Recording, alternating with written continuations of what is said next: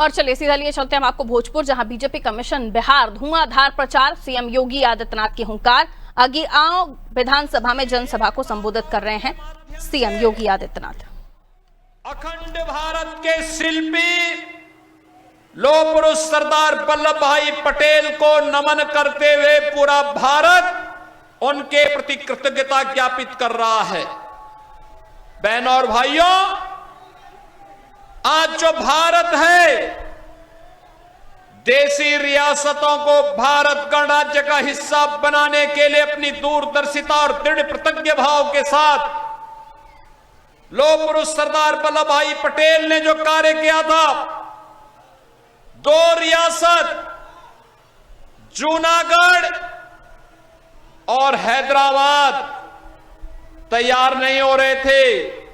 वे British शासन के साजिश का शिकार थे। ब्रिटिशर नहीं चाहते थे कि भारत एक रहे और इसलिए उन्होंने स्वतंत्रता दी कि जो भारत में शामिल होना चाहता हो भारत में रहे, जो पाकिस्तान में जाना चाहता हो पाकिस्तान जा सकता है और जो स्वतंत्र रहना चाहता हो स्वतंत्र रहे। लेकिन बहनों और भाइयों, लौह पुरुष सरदार वल्लभ भाई पटेल ने जूनागढ़ और हैदराबाद से कहा कि बातों से मानोगे तो ठीक, नहीं तो लातों से जरूर मान जाओगे। और अंततः जूनागढ़ और हैदराबाद का नवाब और निजाम दोनों को भारत छोड़ करके पाकिस्तान भागना पड़ा था। बहनों और भाइयों, ऐसे महान भारत के शिल्पी लौह पुरुष सरदार वल्लभ भाई पटेल की स्मृति को नमन करते हुए मैं आप सभी का हृदय से अभिनंदन करता हूं और इस धरा को भी नमन, कोटि कोटि नमन करता हूं। बहनों और भाइयों, विधानसभा का चुनाव चल रहा है। मुझे आश्चर्य होता है, दुनिया से कम्युनिस्ट उखड़ गए, नामो निशान उनका मिट गया। जैसे गधे के सिर से सींग गायब हो गई, वैसे ही भारत ही नहीं दुनिया से कम्युनिस्टों का पत्ता साफ हो गया। और मैं भी आपसे यही कहने के लिए आज आया हूं, ये बिहार है, जिस बिहार ने भारत का स्वर्ण युग दिया था, जिस बिहार ने महात्मा बुद्ध को ज्ञान प्रदान किया था, जिस बिहार में 24वें तीर्थंकर भगवान महावीर का जन्म हुआ था, ये वही बिहार है जिस बिहार ने वीर बाबू कुंवर सिंह को जन्म दिया। 1857 के प्रथम स्वातंत्र समर में अंग्रेजों को नाकों चने चबवाने के लिए मजबूर करने वाले बिहार केसरी के रूप में बाबू वीर कुंवर सिंह ने आरा से लेकर के आजमगढ़ तक अंग्रेजों को पीछे धकेलने का काम किया था और स्वतंत्र क्षेत्र का घोषणा करके भारत की स्वतंत्रता की घोषणा भी कर दी थी।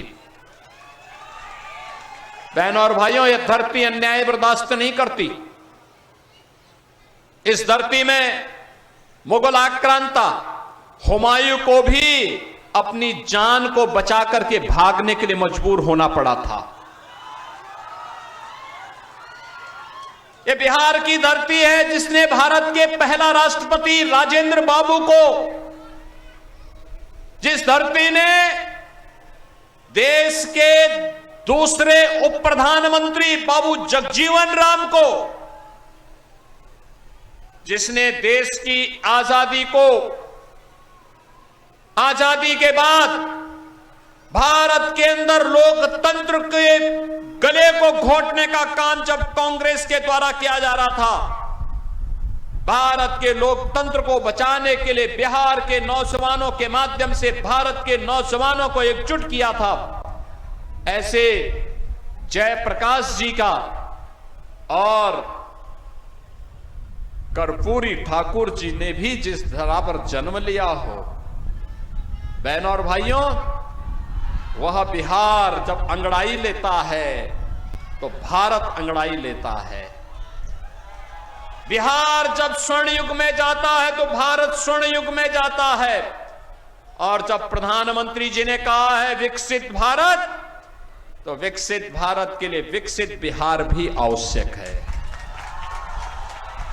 विकसित बिहार के लिए पिछले 20 वर्ष में नीतीश बाबू के नेतृत्व में सुशासन की आधार मजबूत की गई है। अब इसमें एक सुदृढ़ इमारत का निर्माण करना है, मजबूत इमारत का निर्माण करना है। और इसके लिए सौभाग्य से